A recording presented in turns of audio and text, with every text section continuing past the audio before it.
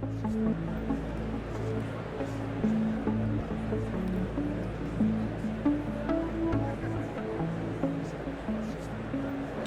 everyone, it's Andrew Gaffney with Retail TouchPoints, and I'm here at NRF, and I'm joined by Scott Knoll with SMK Workforce Solutions and Stephen Kramer with WorkJam. Thanks guys for making time. Thank you. So WorkJam is a new solution in the workforce space. Tell our viewers a little bit about it. Sure. WorkJam is a mobile and web employee engagement platform that is really built around extending existing workforce management systems to provide employee self-service, tools around communication, ways to measure and motivate your employees, as well as to create more fair and agile scheduling processes. Great. And Scott, knowing the space as well as you do, why is that important? Why does that make sense given the dynamics of today retail? Well, we focus on the kind of that customer engagement model, and you hear a lot of people saying you want to deliver for the customer, but what we found out is you deliver for the associate, right? And that associate's going to deliver for your customer. So, like Steve said, this is a new level of associate engagement, a new level of associate self-service. When you think about scheduling, no longer is it, hey, Andrew, this is when you're going to work. You get to pick your schedule based upon the available shifts that are out there. That gives you a whole different level of engagement. You're going to be better off. You're going to be more excited to do that work. Chances are you're going to be on time more often. You're going to work that shift. You're not going to drop that shift. So you just see such a big level of engagement that this drives, and it's really something that the industry's been looking for. Yeah, and Stephen, you've been in the industry before. Was this something that you were hearing from retailers that they felt there was a void for, or what was the impetus of it? Yeah, so prior to WorkJam, I was involved in an e-commerce company. I worked with retailers for 15 years around omni-channel and the voice of the consumer and customer experience. And what we found is when we started to get into in-store activities, in-store pickup, in-store fulfillment, there were very large gaps between what workforce management systems were able to provide and what the expectations were of the employees. So a lot of manual processes, a lot of paper that is posted on communal areas, a lot of texting and disparate messaging applications or processes to communicate with frontline workers. So we saw this void, and we figured, we've been talking so much about customer experience. What about the employee experience and the value that can provide to an employer? It's interesting too, Scott, that this integrates with other existing workforce solutions. Knowing the space again like you do, why does that make sense? Why is that more valuable to retailers? Well, it's really exciting because there's a lot of applications out there that might have a really good labor generation engine, or there's a good back end to it, or somebody's had a legacy system that they need to get a little bit more time out of.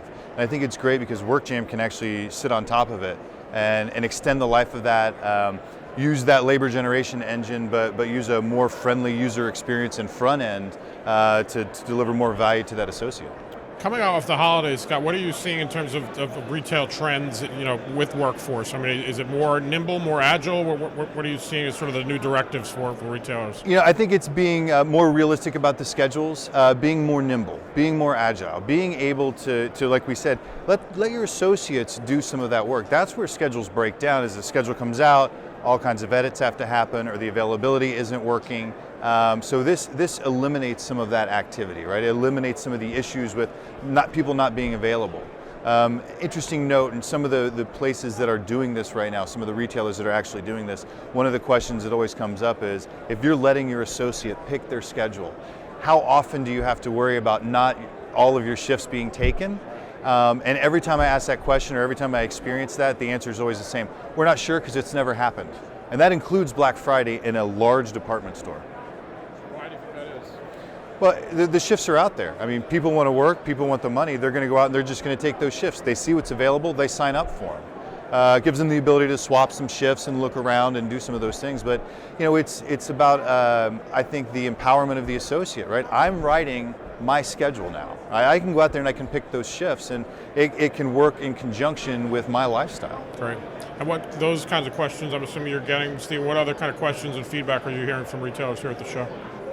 We're certainly hearing a lot about creating more fair and equitable scheduling processes. So coming up with strategies like Scott was talking about, where there is more choice for the employee, and that will reduce some of the noise that we saw last year. There was a lot of media about unpredictable scheduling and on-demand scheduling, and really the solution is creating a collaborative solution and environment where everybody is marching in the same direction, and that everybody has the same common goals. And so what we're certainly hearing a lot at this show is that we haven't met one retailer actually that is not focused on creating solutions around this topic and starting projects around motivating their employees and empowering them. Scott, there's been a few sessions here talking about millennials, and that obviously a big influence in the workforce. How does these trends tie back to that? Are they expecting more of this? Yeah, I think that they're expecting more of that empowerment, right? The other thing is just looking at the mobile applications, right, and the ability to access their information more on the fly, to bring your own device kind of process and be able to. That's how they live their lives, right? That's how they're accessing their information in their personal lives. So extending that into their professional life just makes it that much more better. Yeah, and I think that creating an environment where there is social aspects. A lot of retailers have very, very connected employees that have vast social networks. So how do you use those employees to become brand ambassadors? So some of the communication tools are really geared around curating content and providing information to employees where they can now start to add more value to the organization. The other part about millennials is really about better managing them. Millennials like to get feedback more often than other generations. So by gamifying the user interface, you're able to provide badges and to praise individuals for their good work, and also to correct them for areas where they need some improvement. So it's really about shortening that feedback cycle a lot as well with millennials, which is something that they're looking for. Yeah, and obviously you mentioned earlier, Scott, that you're focused on the whole customer experience. How do you see this factoring into that overall life cycle? Well, it's about delivering on the customer experience. So when a schedule is prepared, it's prepared based upon the demands of labor that would drive that, whether that's traffic or workflow. The acceptance of a schedule right out of the bat is decent, but it's not perfect. This actually takes it a step further and makes it a lot better. So the execution of a schedule more to the needs of that customer is closer to 100% than it was before. Anytime you're doing that, you're going to be driving those metrics, those KPIs that are improving the performance. That means you're driving a better experience for that customer, a better return from that customer. They're going to be back, they're telling a better story. So, it's all surrounding that whole process. All right. Okay, great. Well, thank you both for making time. Thank you. All right, take care. Thanks, everybody.